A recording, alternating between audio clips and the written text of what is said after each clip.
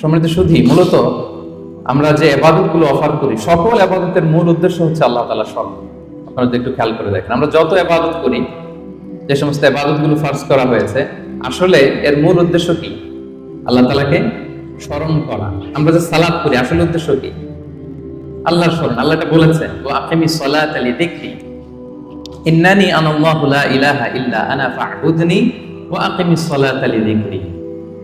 মুসা আলাইহিস সালামকে আল্লাহ বললেন, আমি হচ্ছি আল্লাহ, আমি ছাড়া কোনো ইলাহ নেই, আর আমার স্মরণে সালাত কায়েম করো। তাহলে সালাতটা আমরা কায়েম করছি কার স্মরণে? বলুন সবাই, কার স্মরণে? আল্লাহর স্মরণে কায়েম করছি।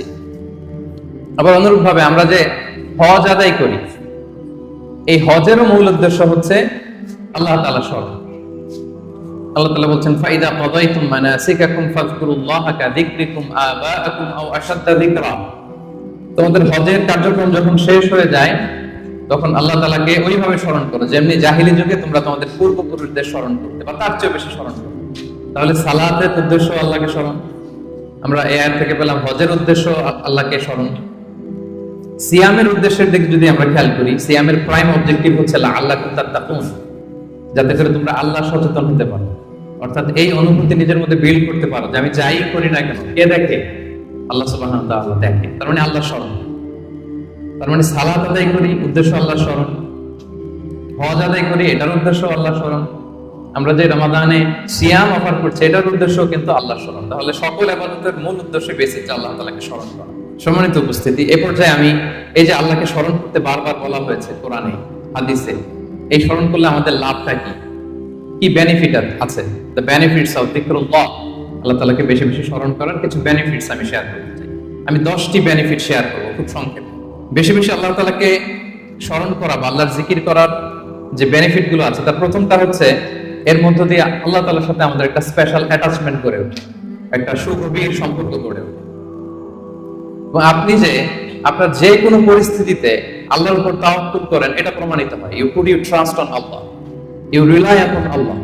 আপনার যে কোনো সিচুয়েশন আপনি আল্লাহকে স্মরণ করেন, তার মানে কি? আপনার তাওয়াক্কুল বা বিশ্বাস, আস্থার জায়গাটা কার উপরে? আল্লাহর উপরে। এটা প্রমাণিত হয়। এবং এর মধ্য দিয়ে আপনার একটা সাবমিসিভনেস প্রমাণ হয়, যে আপনি সবকিছু আল্লাহ তাআলার উপর সুপর্দ করে দেন। এবং এর ভেতর দিয়ে আল্লাহর সাথে একটা গভীর অ্যাটাচমেন্ট, একটা সম্পর্ক আমাদের গড়ে ওঠে। এটা হচ্ছে 1 নম্বর বেনিফিট, যিকরুল্লাহ। 2 নম্বর বেনিফিট হচ্ছে, যারা বেশি বেশি আল্লাহকে স্মরণ করে, আল্লাহর জিকির করে, তাদের প্রতি আল্লাহ তাআলা আল্লাহর নেয়ামত আরো বাড়িয়ে দেন। আল্লাহর ব্লেসিংস, মার্সি, বাউন্টিজ, এগুলো আল্লাহ তাআলা আরো বাড়িয়ে দেন। কারণ বারবার আল্লাহকে স্মরণ করা মানে কি? এটা কাইন্ড অফ মানে আপনার গ্র্যাটিটিউড। আপনি আল্লাহর প্রতি কৃতজ্ঞতা প্রকাশ করছেন যে আল্লাহ তাআলা আপনাকে নেয়ামতে ধন্য করেছেন। বারবার আপনি তাকে স্মরণ রাখেন। বাংলা একটা কথা বলে, যার নুন খাও তার গুণ গাও। তো আল্লাহর নেয়ামতে আমরা বেঁচে আছি, তো সে আল্লাহকে বারবার স্মরণ করি, তার মানে এটা আল্লাহ তাআলার প্রতি একটা আমাদের কৃতজ্ঞতা বোধ, শুকরিয়া বোধ, তাই না? এবং আল্লাহ বলেছেন, লা ইন শাকারতুম লা আযীদান্নাকুম, যদি বেশি বেশি কৃতজ্ঞ হও, শুকরগুজার হও, শুকরিয়া আদায় করো, আমি নেয়ামত আরো বাড়িয়ে দেব। তাহলে 2 নাম্বার যেটা আমরা পেলাম, আল্লাহ তাআলার নেয়ামতের বাড়িধারা, এটা আমাদের উপর আরো বাড়তে থাকবে, কন্টিনিউ হতে থাকবে। 3 নাম্বার হচ্ছে, it protects you from the temptation of Shaitan and evil eyes. শয়তানের টেম্পটেশন থেকে এই যিকরুল্লাহ আপনাকে রক্ষা করবে।